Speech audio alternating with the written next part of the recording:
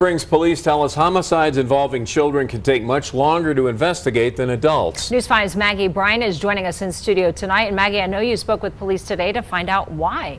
Yeah, Rob and Diane, these two mothers were both arrested more than a year after their children had died. Police say child homicide cases are often much more complex than a case involving the death of an adult.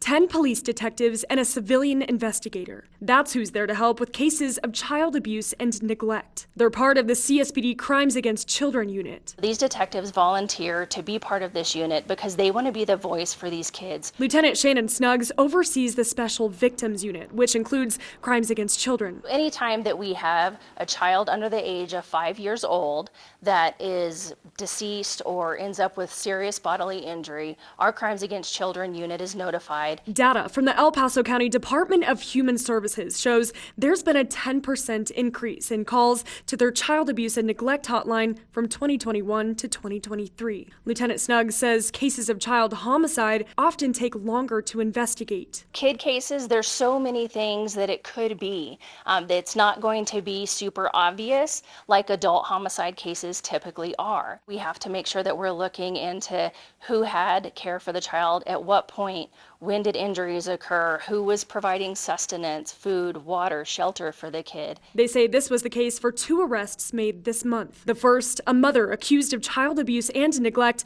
resulting in the death of her 14-month-old. And the arrest of a different mother charged with child abuse after her 4-year-old was found unresponsive. It took over a year for police to make arrests in both of these cases. We need to make sure that we're taking the steps to go through all of that investigation so that we can roll out something like SIDS. Child Community Services in Colorado Springs offers counseling for children who have suffered abuse. The CEO says the majority of the time, the abuse they see is at the hands of a biological parent. Primarily, it's someone they know. It's a biological parent. Could be mom's boyfriend, dad's girlfriend. She says the top warning signs of child abuse are sudden behavioral issues. A child is missing school or not going to the doctor. Also, if they have injuries not consistent with accidental falls or scrapes. Anything where it's facial or they're complaining of pain in the back, the lower back, the organs, or they're having trouble sitting. Those are not normal. She says it's important to report anything suspicious to the DHS Child Abuse and Neglect Hotline. It's better to be safe than sorry. Police say those reports can help them down the road if they open an investigation.